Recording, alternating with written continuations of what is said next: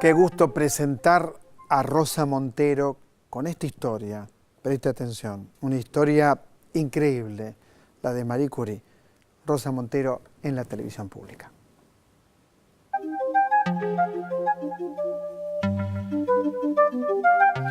Siempre, lo digo de verdad y usted me conoce, siempre es un gusto hablar con Rosa Montero, siempre.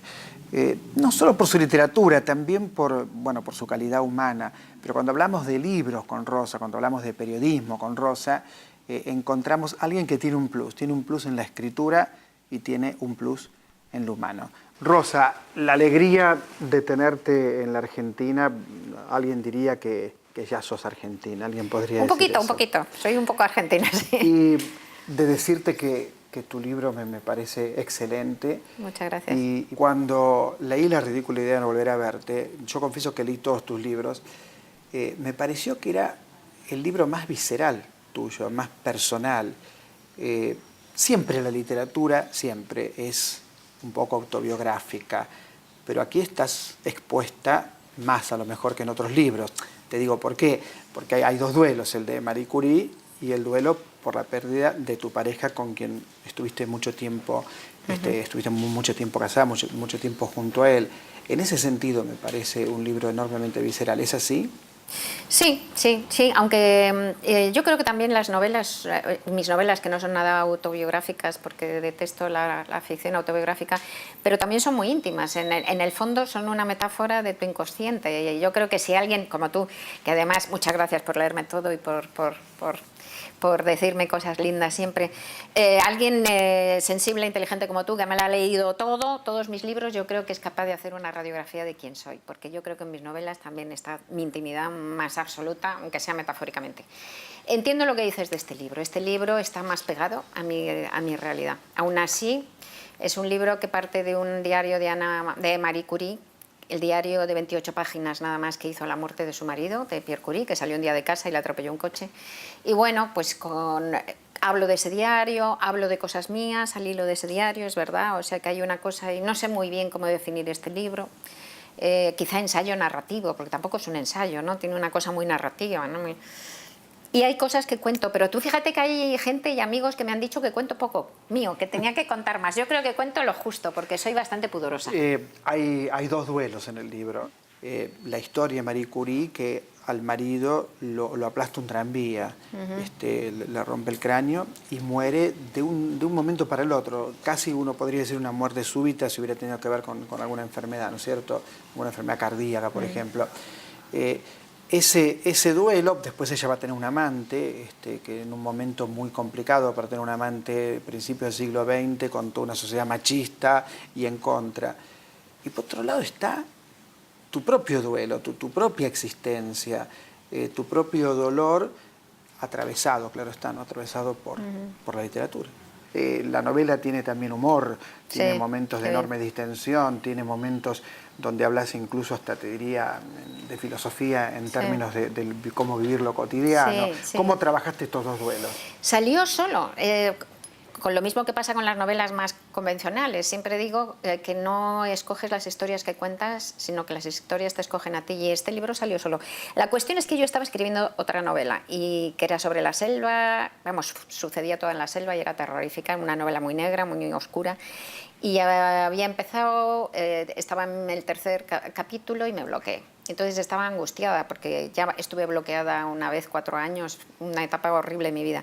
Y en ese momento, por las coincidencias y casualidades de la vida y porque tengo una editora que es una bruja buena, me manda el diario de Marie Curie para ver si, ya digo que es pequeñísimo, 28 páginas, para ver si quiero hacer un prólogo. Y me dice, mi editora, que es Elena Ramírez de Seis Barral, y me dice, a lo mejor, quién sabe, por esas casualidades de la vida, en vez de hacer tú un prólogo al diario, luego se convierte en otra cosa y el diario es un apéndice de algo tuyo. Y es como si me hubiera pegado un empujón y me hubiera hecho caminar. Me leo el diario y efectivamente es lo que te digo, de repente estalla en mi cabeza, encontré como miles de palabras ahí dando vueltas en mi cabeza que estaban ansiando ser dichas, ¿no? Y me di cuenta, yo también creí que conocía la vida de Marie Curie hasta que empecé a leer otras biografías, una detrás de otra, y me di cuenta que es una gran desconocida, porque hay una vida oficial y luego tiene una vida espeluznante y alucinante, ¿verdad? Entonces, cogí la vida de Marie Curie, empecé a leer la vida de Marie Curie y me di cuenta de que era como un espejo de aumento inmenso para poder reflejar en él un montón de cosas que eran mis pensamientos, mis reflexiones, mis sentimientos, mis necesidades, mis emociones más candentes, más importantes de los últimos 3 años. Y no solo mías, yo creo que creo que soy muy común, muy vulgar, y que lo que me pasa a mí nos pasa a montones de personas. Entonces yo creo que los sentimientos y las emociones de un montón de personas, ¿no? Sobre lo que es la vida, cómo se vive, cómo se muere. La muerte forma parte de la vida. El libro yo creo que es un libro sobre la vida, pero tiene una parte de la muerte, porque la muerte es parte de la vida. Cómo se ama, cómo se desama, cómo puedes encontrar tu lugar en el mundo, cómo consigues encontrar lo que deseas de verdad en la vida, que es dificilísimo, cómo librarse del mandato paterno, ¿no? Porque vivimos pendientes de cumplir lo que nuestros padres han diseñado o han dicho para nosotros, en fin, cuál es la relación con nuestro cuerpo, con el envejecimiento, con la pasión carnal, con montones de cosas. Y salió solo, lo he hecho en 11 meses. Normalmente tardo 3 años. Ha salido como una catarata. Vos fíjate que por lo que leí, Madame Curie fue premio Nobel. 2 veces. 2 veces premio Nobel. Vivió una vida, en principio intentaba hacer una vida tradicional, aunque soportaba el radio de sus experimentos, que esto la dañaban. Sí. Ahora, posteriormente, cuando ocurre este accidente tan grave que termina matando a su marido, que sí, le aplasta el cráneo, decís vos en la novela, hay un periodo de silencio y después viene, a principios del siglo XX, un amante sí, que además le hace la vida imposible. Es como si ese personaje fuera un personaje más del siglo XXI que del siglo Bueno, XX. ya lo fue siempre, verdaderamente. Fue un personaje, porque nunca fue convencional. Date cuenta que solo el hecho de estudiar una carrera era una cosa rarísima en su época. Cuando Marie Curie, que era de Varsovia, pues en Polonia en aquella época, como en la mayor parte de los países del mundo, las mujeres no podían, ni siquiera tenían prohibido estudiar en la universidad. O sea que el solo hecho de aspirar y llegar a estudiar en la universidad, que fue increíble, ¿no? Para ella, que era además pobre y bueno, tremendo, pues eso ya era totalmente rompedor. Ella fue rompedora en todo. Entonces no me extraña que también fuera rompedora en el hecho de que tuviera un amante. Después, cuando se murió Pierre Curie, ella tenía 38 años y 4 años después pues se enamoró de un compañero, de un discípulo de Pierre, que era 5 años más joven que ella, y era Paul Langevin, que era un científico eminente, realmente era un físico y un matemático inteligentísimo, pero personalmente era un imbécil, la verdad. O sea, bueno, lo que vos contás es un poco patético. Él tiene una relación muy tortuosa, muy horrible con la mujer y termina volviendo con la mujer. 7 veces. Esto es de estos dubitativos que se pega con la mujer. Parece ser que se pegaba de verdad, o sea, se pegaban los dos, ¿no? Tenía una mujer muy violenta y entonces estaba toda la vida rompiendo con ella, volviendo, rompiendo con ella, volviendo. Entonces se enamora de Marie Curie, tienen una relación. Marie Curie era libre, claro, el adúltero en todo caso era él, ¿no? Que se llevaba muy mal con la mujer. Y la mujer, que era muy violenta, se entera y entonces arrincona un día por la calle a Marie Curie y la amenaza con matarla. Claro. Y de hecho, además, el marido, el Paul Langevin, considera que sí, que la puede matar, ¿no? Entonces fue una cosa tormentosa. Y luego la mujer, además, encargó a un detective que le robara a su marido, a Paul Langevin, las cartas de Marie Curie, que son unas cartas de una pasión increíble, ¿no? Porque era súper apasionada, ¿no? Entonces las roba y el imbécil de Paul Langevin se las deja robar, como digo, un cerebro, pero para la vida cotidiana. Entonces las publica en la prensa. Entonces sucedió una cosa increíble, porque Marie Curie ya había ganado el primer Nobel, y cuando había ganado el Nobel pues era como la gloria de las ciencias francesas y tal, pero cuando aparecen las cartas se organiza un linchamiento público.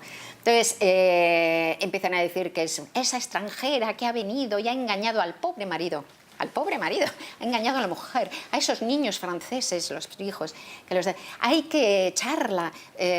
Marie la pobre volvió de Bruselas, que estaba en Bruselas cuando se publicaron las cartas, y encontró su casa, ella tenía 2 niñas pequeñas, rodeada de una turba de linchadores que estaban tirando piedras a la casa. Bueno, una cosa espeluznante. Tuvo que agarrar a sus niñas e irse a refugiar a casa de un amigo y tal. Querían echar el rector de la Sorbona, quería echarla de la Sorbona, la querían echar del país. Bueno, terrible. Ella aguantó, pero luego se derrumbó y de hecho estuvo 1 año y pico, casi tuvo deseos de suicidio, desapareció del mundo, se cambió de nombre, dejó a sus niñas con un amigo, estuvo viviendo en balnearios perdidos con nombre cambiado. Bueno, casi acaban con ella, porque una cosa terrible. Rosa, en la novela contás tu historia, tu propia historia de amor con tu marido, con quien compartiste muchos 21 años. 21 años, ¿no es cierto? ¿Y el libro te ayudó a resolver lo que uno comúnmente llama el duelo? No.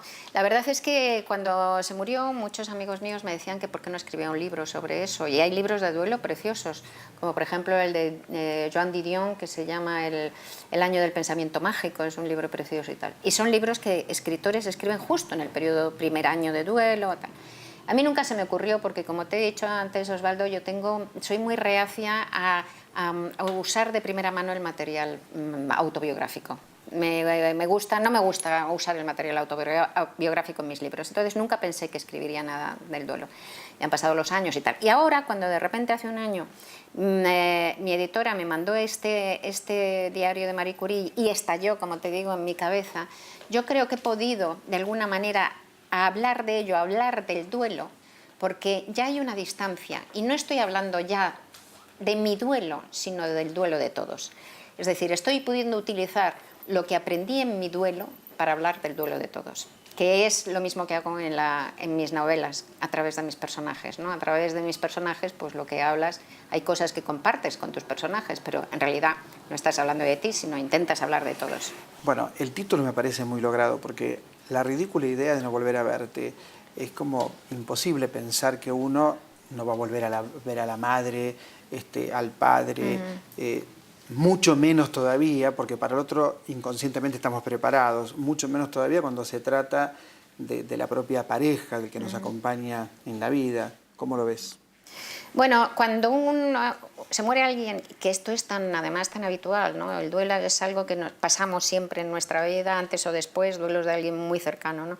Entonces, cuando alguien muy querido y muy cercano se muere, es que desaparece una parte del mundo, es que es imposible, porque ese alguien cercano ocupa tanto lugar en la vida, o sea, una persona ocupa tanto lugar en el espacio físico, en tu cotidianidad, ocupa tanto lugar en tu memoria, en la vida que habéis vivido juntos, y de repente desaparece. No te lo puedes creer.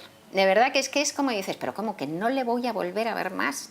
Es algo que no te cabe en la cabeza, nunca más. Esa palabra es imposible, ese concepto es imposible. Y te dan ganas de reírte al principio, ¿no? Porque a tu cabeza le repugna tanto esa idea, que es como si viniera alguien a decirte, oye, que la Tierra es plana, y dices, venga, hombre, pero qué ridículo, ¿me vas a decir que la Tierra es plana? Venga, estás tonto, ¿no? Pues lo mismo te pasa, ¿no? Venga, hombre, que no le voy a volver a ver más, pero es imposible, es ridículo. ¿Que ha desaparecido? ¿Se ha hecho humo? Es que esto de la muerte es... No conseguimos, no conseguimos digerirlo, aunque yo llevo media vida intentando alcanzar. Este libro es un libro que intenta, y que creo que lo logra en gran medida, rozar la serenidad frente a la vida, que es también la serenidad frente a la muerte. Rosa, siempre es un placer recibirte en Buenos Aires, siempre es un placer conversar con vos. Muchas, pero muchas gracias, y obvio que estamos esperando ya tu próxima novela. Gracias. Muchas gracias.